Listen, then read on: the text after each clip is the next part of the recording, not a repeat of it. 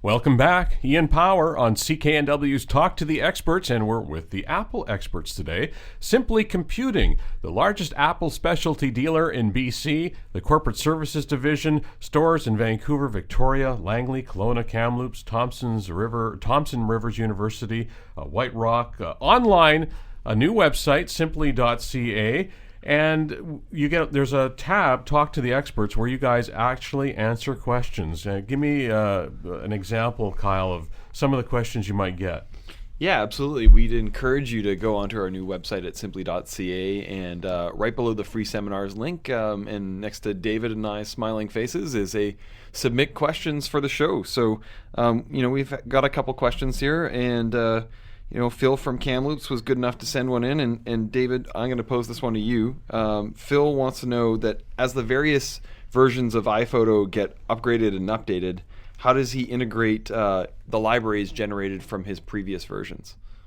Very good question. Mm-hmm. Generally, it will update it automatically when you install the new software. When you go to access the old library, it'll update it. However, if like me, you've had iPhoto libraries in many different hard drives because they were getting too big, and then you wanted to merge those libraries, your new library with your old library, there's a piece of software by Fat Cat Software called iPhoto Library Manager.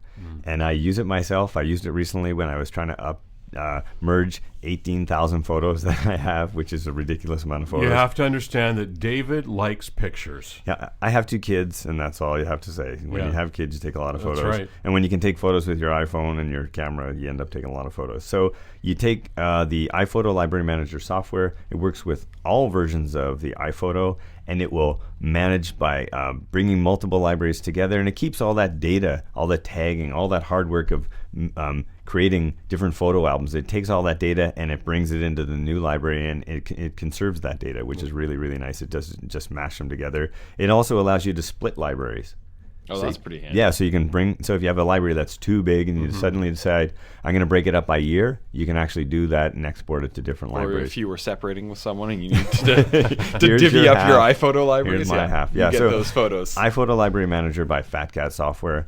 I use it myself. The Apple experts and marriage counselors.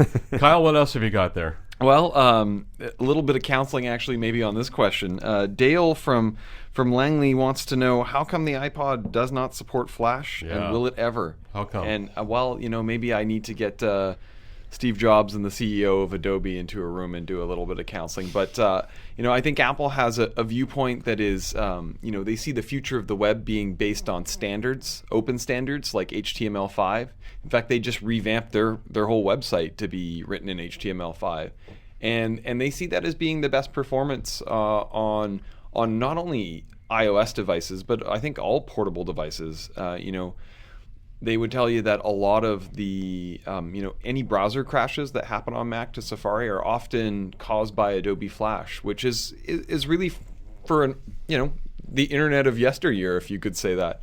It was also, as we go more portable with portable devices, battery life was really drained heavily on with using Flash. That was one of the But we got to back up a minute, just in case you're not sure. What is Flash? Flash is a technology that brings interactivity and video to websites. So if you're on an iPad, for example, this is something that's not going to work. But because it's all the world is moving forward, there are ways to play things. Yeah, absolutely. The big video services out there that previously had used Flash or other proprietary standards to broadcast their video, like YouTube or Vimeo, they've all brought out HTML5 versions of their website that work great on iPhone and iPad. And so the world's responding. I mean, Google actually got rid of HTML5 in Chrome. It wouldn't play it anymore, the video, and now Microsoft just brought it back. Microsoft just released a plugin yesterday to bring HTML5 back. So it's not like this is Apple's domain. This is an open standard that Microsoft has also gotten behind. Yeah, it's a push towards interactivity on the web that's not based on someone's proprietary software. When you visit Simply.ca, there's a tab right on the homepage that you can ask the experts. The experts are here, Kyle Bennett and David Doyle. Simply Computing. These guys know their stuff. You've got another question. Yeah, I think. another couple questions here. I'll toss this one to you, David. But Deanna in Vancouver wants to know, what's the best voice dictation software for Mac?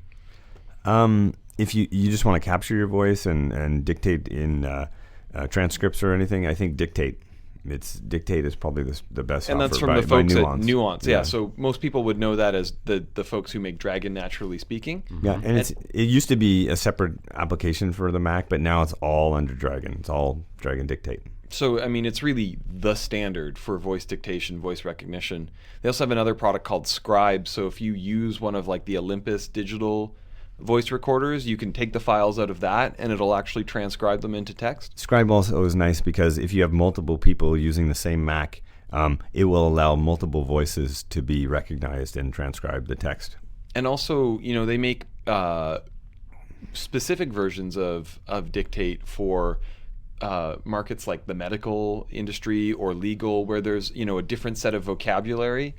So if you're a physician or a lawyer and you're using your Mac, you might want to look at that a little bit more specialized version because it's going to be a better experience. But they also make an iOS version, right? There's a free incredible. Free version for iPad and iOS. Yeah. You do need an internet connection for it to work, but it's pretty spectacular. It's very accurate, actually. Okay.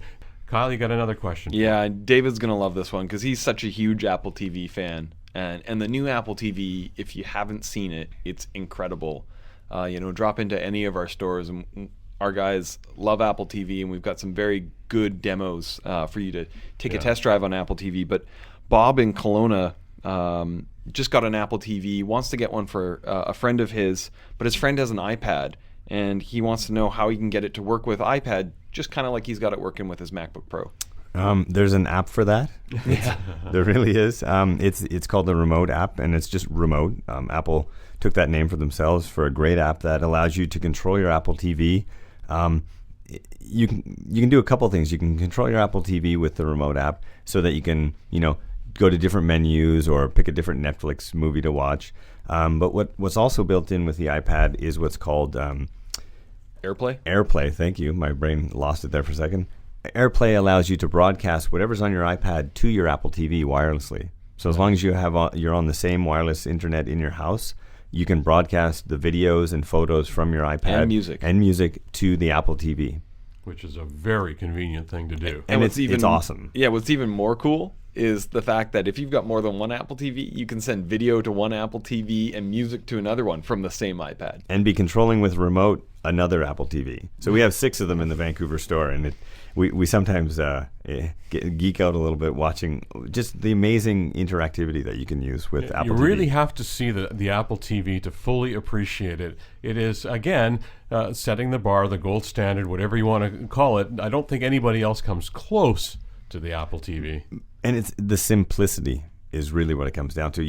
If you just have one and you have one, it is the simplest thing to use in the world. And I think to put it in perspective of how easy it is to use is how quickly it's catching on. Netflix just released information to suggest that by far their largest single device accessing the Netflix service was Apple TV. Yeah. And I mean, how long's Apple TV been on the market? Not very long, but they sold 1 million of them really quickly. Yeah. Is that right? Yeah. Yeah. And probably more and more will be in people's homes. It's $119. It's if you have a TV and you don't have an Apple TV, you're missing out. If you have an iPad and you don't have an Apple TV. Yeah. Or if you got a Mac, you don't have an Apple TV. I mean, it's incredible. Simply Computing has the Apple TV. They have answers to your questions. They have free seminars. And all of the information is nicely put together at Simply.ca. Both Kyle Bennett and David Doyle have brought some incredible prizes. David, I want to win some of these Moshi prizes. Go to our website at simply.ca/prizes. You get on our newsletter, which you'll get lots of great information in. And in the next newsletter, we'll be announcing the winners. And there are a lot of prizes. I mean, a lot of prizes. And they're sitting right in front of me. And I want to snatch at least something before I get out of here. So it's simply... Send your name to simply.ca/prizes, Ian, and you could win. I'd go for the moon rocks, Ian. Those things are incredible. I like that. And I also like the iGlaze 4, I have to say. Simply.ca/prizes. And get on the newsletter. And you'll find out, very soon whether you win or not. And there's a good chance you might because there's so many great things. Also, drop by any of the stores. Kyle Bennett is Director of Technical Services. David Doyle is Vice President Sales. Simply Computing, the Apple experts. You guys drop by regularly, and there's never, ever enough time. So drop by Simply.ca. Thanks for doing this today. Thanks, I'm Ian. Ian Power. We'll talk to you next time on CKNW's Talk to the Experts.